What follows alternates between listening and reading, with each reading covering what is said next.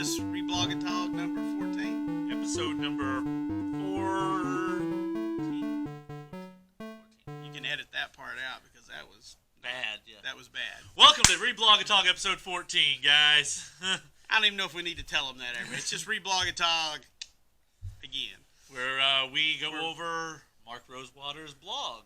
His Tumblr account, Blogatog. Blogatog, yeah. So we go over it every week. I scan through there all week long trying to come up with juicy tidbits that we can talk about, and we condense them down, and I don't give you all of the...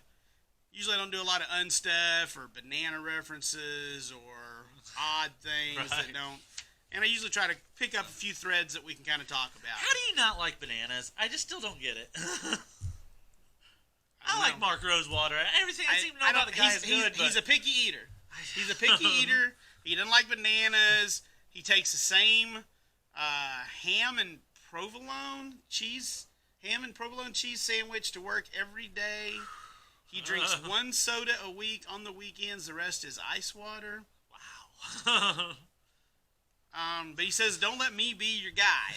I'm a picky eater, he says. So, you know, there's only a few things he likes. And on his birthday every year, he has crabs. Yeah. Yeah, to eat. Don't be so juvenile. Cut that part out. I'm trying. Working. You'll never get past the chatter episode tonight because we're not referencing. That's right. So, anyway, we're ready to kick it off. So, picking it up from last week. And some of this is going to be old news by the time you watch it, but we're still going to talk about it because it's a thing. Yeah. Congrats on finally getting Dog into the game. We get dogs. We got dogs now, not hounds anymore. Yeah. If you didn't realize that, that's how it was. We had hounds. We didn't have dogs. You know, and like I say, all you got to do is listen to Elvis Presley. You ain't nothing but a hound dog. Right.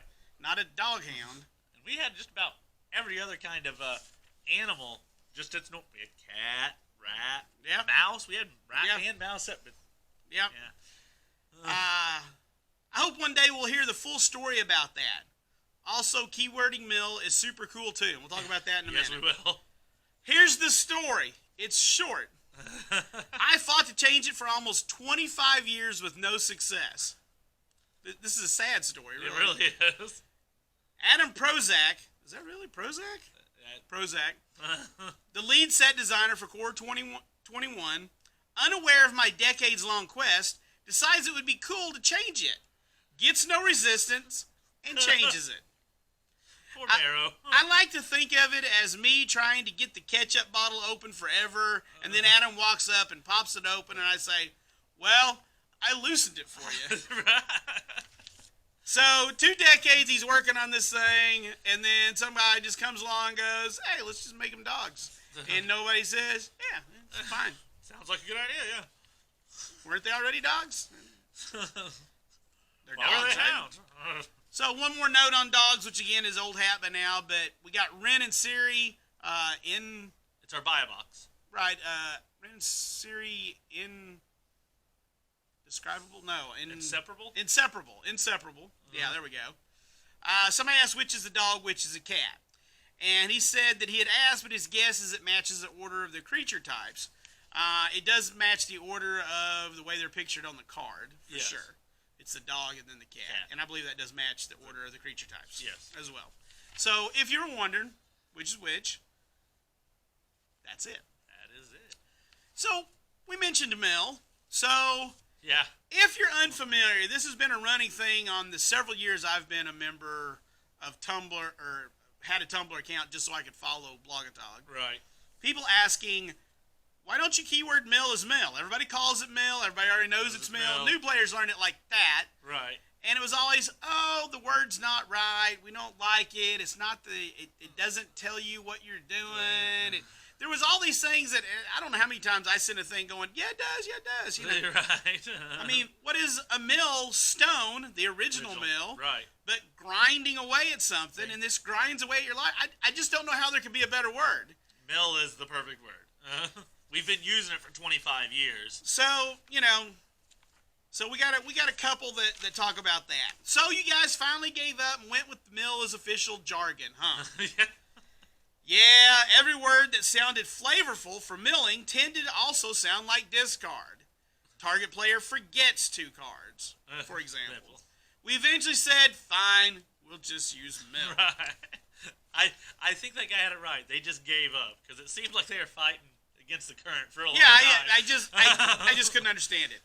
Does the fact that you keyworded mill in M21 indicate that there's a card in M21 that needed mill keyworded in order to fit? Or just a coincidence?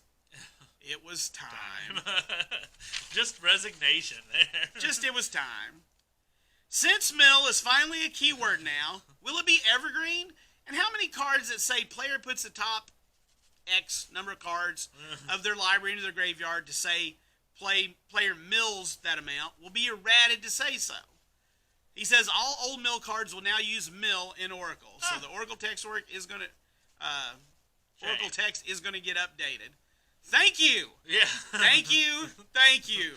If you want to build a mill deck soon, you will be able to search for mill and get there. Yeah. Instead of target player takes the top card, and figure out which keywords you got to have to search there. So, super happy. We want to do this one? We can do this one. You left it in there. Yeah. Hay was kind of disappointed. Now, if you didn't watch the Core 2021 show with did you watch it? I did not. From Command Zone. Jimmy. Okay. With Jimmy Wong. Wong, yes. Jimmy Wong. I was afraid I was going to get the name wrong. Jimmy Wong. I didn't want to get the name wrong. Oh, that's bad. That's a pun. It's just a pun. So, if you didn't watch that, you didn't see, but part of it had Mark Rosewater along with some professional Magic players, BBD, Autumn Burchett. Oh, jeez. I should have looked this up because I don't remember who the other 2 were. There were like 4 of them. Anyway, he was giving them quizzes, telling them, things. And so anyway, this search says, hey, I was kind of disappointed that referred to Autumn as one of the guys in the stream this morning. I'm unsure if that would offend them, but as a non-binary femme myself, I don't know anyone in my community that would like that.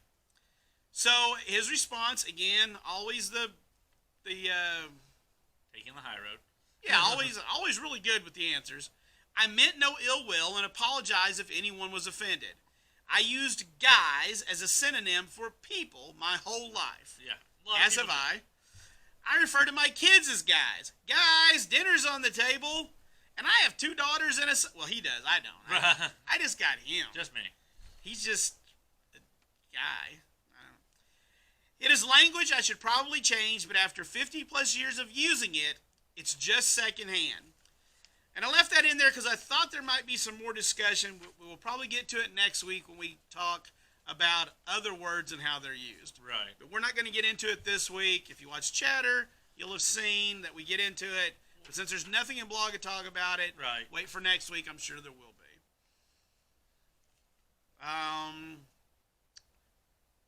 So, if you've seen any of the preview cards for Core 21, you know that an old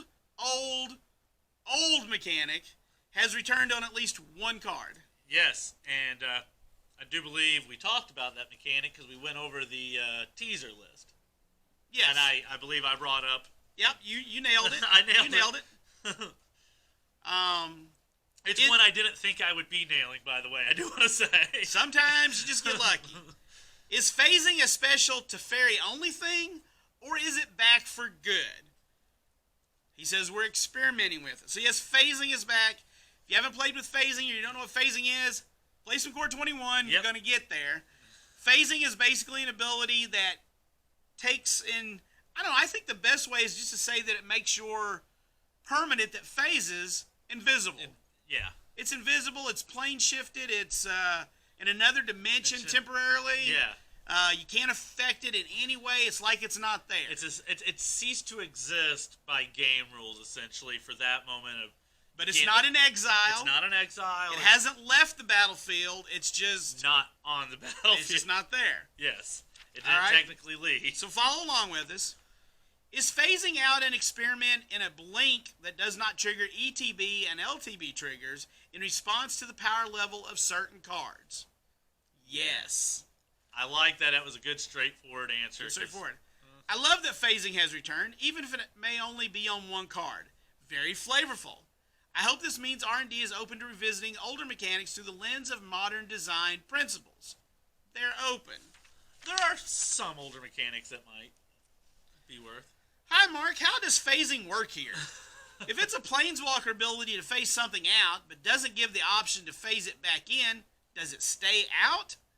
Is it essentially exiled unless someone has a card to let it phase back in? That's not how phasing works. That's not how phasing works. Things phased out return before untapping during the next untap step of the player who controlled it as it phased out. Right. So basically, you didn't think there's anything before untap? Well, phasing is. Phasing happens before untap. So phasing happens before untap, so even if it phased out tapped, it's going to phase in and untap. Yes. Okay? And then you're going to have your permanent back. It's going to have any counters on it. Right. It's not going to be a new object. It's not going to trigger ETBs. No, none of those things are going to happen. Yep. It's just there again. Things phased out returned before... Oh, I already read that. Yep. And then we explained it. And we did. That's a twofer. All right. Mark, you said that there are ways to make time magic in white. I think that Teferi's protection is one of them. So I need to ask, phasing would be secondary in white? He says, I believe phasing is secondary in white. It is flickery, which is white. And it is flickery. It is flickery. So I think white is a good secondary color. I don't see a problem for that. Phasing is tied most directly to the character of Teferi, probably, and they've chosen to make him blue and white. And white has traditionally been able to flicker. It exiles things. It destroys things. And phasing is sort of like that. It protects it. Yeah. It can protect its own things. So it makes sense it's in white. Sure. One more phasing thing. If the phasing experiment goes well, might we see it as an eventual alternative to exile for Oblivion Ring style effects? Okay. In other words, target creature phases out. It does not phase in until blank leaves the battlefield. Apart from tuning the wording, it seems much cleaner than the current model since it won't re-trigger ETB. Yeah. And he says it's on the table. So, and this is probably something we need because ETBs have gotten really, out of hand? Out of hand. Out of hand. I don't want to go too far off the rails and talking about Core 21 spoilers here and stuff, but we've reached the point with ETBs that there is an absolute bonkers card to look at, Mythic, in Core 21 that most people have agreed they're not sure if you can even play it because it doesn't do anything when it comes into play. What are we talking about here? Elder Gargaroth, our green Mythic, our 6/6 for 5 with keyword soup on it, but you got to wait to untap with it. It doesn't do anything. So people are like, it probably won't see play. That's a 6/6 for 5. Once upon a time, that alone. Well, again, I'm not one of those people who likes to say dies to removal, right? Because everything dies to removal, but it is a Baneslayer blocker. Yeah, it is a Baneslayer blocker. If it lives, but again, right. If they got it, they got it. But it is going to grind out some huge benefits. That card. It is. It's a 6/6. You can gain life, draw cards. It's so many. Vigilance, reach, trample. Yeah. So it's going to hit hard. It's going to block hard. It's going to reap benefits. Yeah. So it is. I don't know. I hadn't heard anybody griping because it didn't have ETB. I've seen people going, I just don't know how much it can see until rotation, especially if Teferi's still there, until it doesn't have any ETBs. It's no value. I'm like, no value. Oh, where have we got to in this world? The ETBs are out of hand. Out of hand, yeah. That's correct. All right, so we'll talk a little bit more kind of about the LTBs in a little bit. Ah, yes. Prowess is back. Yeah. Yes. You didn't think it was coming back, but man, I got surprised first when I saw. Well, I was under a different assumption. I know. Quick caveat: Prowess can show up as its deciduous. It has not returned to evergreen status. That said, continue to celebrate. Nice. I did not realize it was deciduous. Yeah. I thought it was just Something they could pull out if they wanted to put it in a set or something. Right. I did not expect to see it in a core set because I just didn't think they were going to do that. No, we still haven't seen it. So- We still haven't seen Monastery Swift Spear, but now that we know Prowess is here, Monastery Swift Spear's got to be that human monk, right? There's a lot better chance for it now that we know that. No. Yes, that is absolutely true. All right, was the recently announced commander change that will allow death and exile triggers to work when things go back to the command zone to allow more space in legendary creature design. So if you hadn't heard, that's a thing. Yeah. Happened not this past weekend. Yeah. Last weekend, because we're almost to a new weekend. At Commander Fest, they decided to change so that now if your commander goes to the graveyard Or exiled. or is exiled, it will first, and I don't have the wording written down right here. Technically, it touches those places, then you can put it in the command zone so Right. you get your triggers. So, that's a thing. It will allow that, and that definitely had an influence on the change.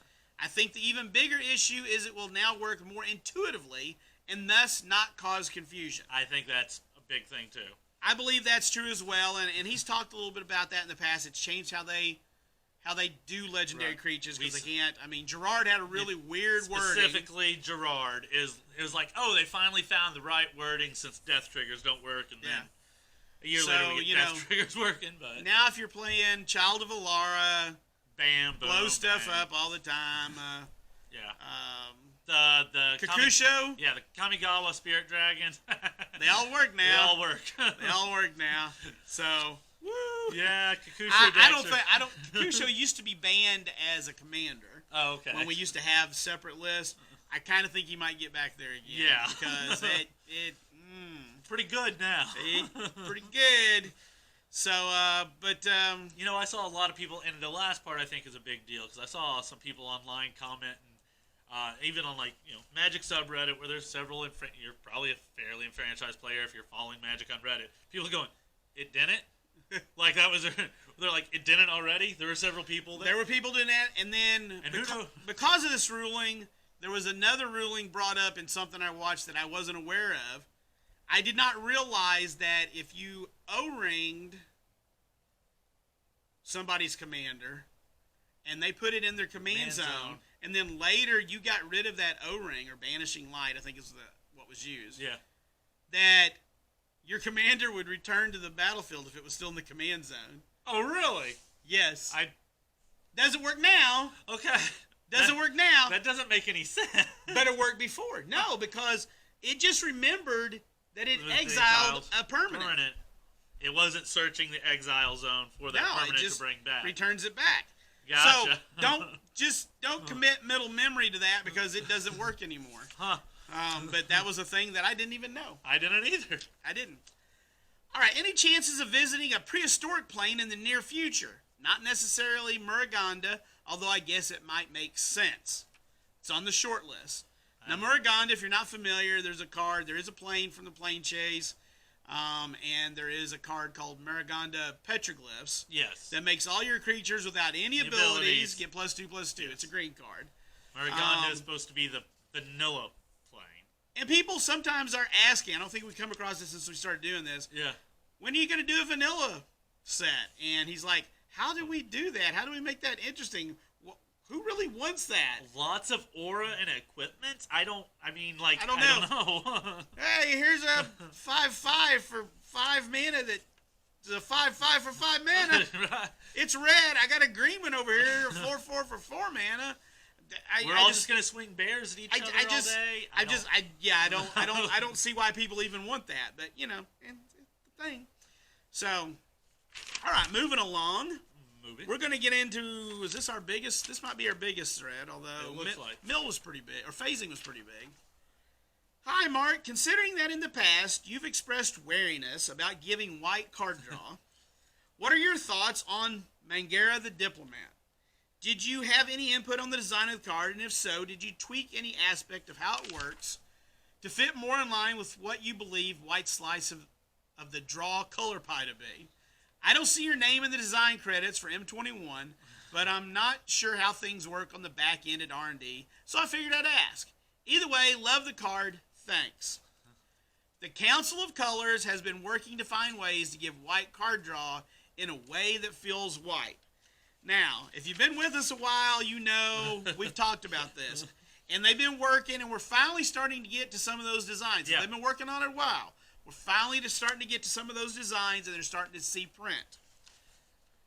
As others have pointed out, white using card draw as attacks feels a lot like red using card draw for Punisher effects. In other words, it feels very white and is a great fix to the existing issue. I love it and hope we get to see more. The goal has been to find ways to let white draw cards in a way that feels inherently white. There's more coming. So we're getting there. He's been saying this for months and months and months. And so we are getting there, guys. Right. It's happening. Considering you've said in the past that giving white card draw is not the answer, since it is an intentional downside, what exactly about Mangara's abilities bypasses this thought? I've come to realize that I needed to reframe how I thought of white. Card draw is too fundamental to the game to cut out of a color. We're still going to keep it fifth in card drawing, but we're working to figure out how to make card draw organically white in a way that doesn't undercut its philosophy or flavor. And so far, I think they're hitting it. Yeah. I think they're hitting it. But I think Mangara is spot on. That right there is a complete reversal of what he's been saying for a long time. I think he finally, once Mangara was spoiled, he kind of was allowed to say that, because he's been on the boat of, we can't just give white card draw for a long, we've got to find more interesting ways, but I don't see this as a complete reversal. You're reading that different than I do. He's saying we finally got to what we're doing to give white the draw. Right, but right here, he is quoted as saying, giving white card draw is not the answer. And he says, I realize that I was wrong, essentially. They do need card draw. I've come to realize that I needed to reframe how I thought of white. Yes. Meaning card draw is too fundamental. It's still going to be fifth in card drawing. He hasn't said that white couldn't draw cards. It just can't draw cards the way other things draw cards. I'm supporting you, Mark, man. I'm in there. So does the change in white's card draw mean Mentor the Meek is more acceptable? We're talking about it. That's still always been the poster boy to me for white card draw is Mentor the Meek. I don't know. I think Mangara should be the new poster boy. That's fair. Poster man. Poster person. Poster person. Poster? Poster. Poster strudel? I'm hungry. All right, so, and one last one on this. I notice that Mangara doesn't enable white to draw cards for itself. The opponent sort of has to opt in. Is that a line in white card draw? I like that concept either way. This is one way we're exploring white getting more card draw. It's the best way, I think. I've said it. It's like a tax. Yeah, it's some kind of taxing effect. I've said several times. I really thought if they draw more than one card a turn, you get to draw with them kind of thing is kind of the good place to go for white to tax on that. All right, so, hey, Mark, just wanted to let you know I was also a little shocked that Liliana doesn't use the word zombie on her a single time. So that's the new Liliana in Core 21. Oh, yeah. I don't have the way the card reads, but take my word for it. Doesn't say zombie. Doesn't say zombie anywhere, yeah. There was such a big hubbub about Swampy Lily. If you remember Swampy Lily, where she could go fetch swamps, that's been several years ago. Good card. That I was actually shocked, and I also thought that Davriel would have been a great fit for that particular card. That Planeswalker card just does not feel like a Liliana. Her last ability animates creatures from the graveyard. I get that they don't become zombies, but flavorfully, it's a pretty zombie-ish ability. He's dead on with that. And they're not going to put Davriel in a core set. No. I do have to agree with the guy that last ability it would feel more Liliana-ish if when they reanimated him they were also a zombie. It made him a zombie. Yeah. I'm not sure why that rider wasn't put on there. I don't know either, but that feels very Liliana-esque. So. Yeah. Hi, Mark. Hope you're having a good start to your week. Our core set's still aimed at newer players. With 3 cards banned from M20 and initial M21 spoilers, it feels like it isn't the case anymore. Beginners are one of many audiences for core sets. I'm just going to say it right here. I'm going to try to work this into chatter also, but Yeah. I don't think the core set is in any way aimed at beginning players anymore. I think they realized they needed core sets so they could put reprints out there, yeah. so they could put stuff that the metagame needed to balance out. And yeah, you can put the rider on that beginners can start with or whatever, but no. I don't believe they're putting as much thought as they used to in what they do in these things. That's fair. We're throwing some phasing in there. What the hell? Let's just use Mel.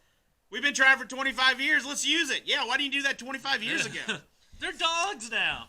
Why weren't they dogs to begin with? We want to know.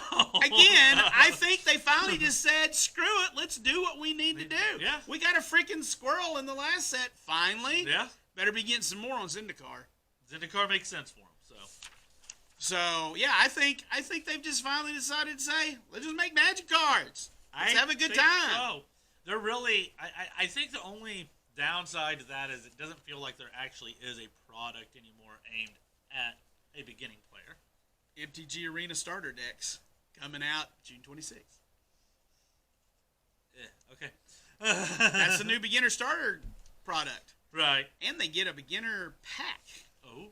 when they come in and learn to play that has a planeswalker in it and a Niv Mizzet. And I never miss it, huh?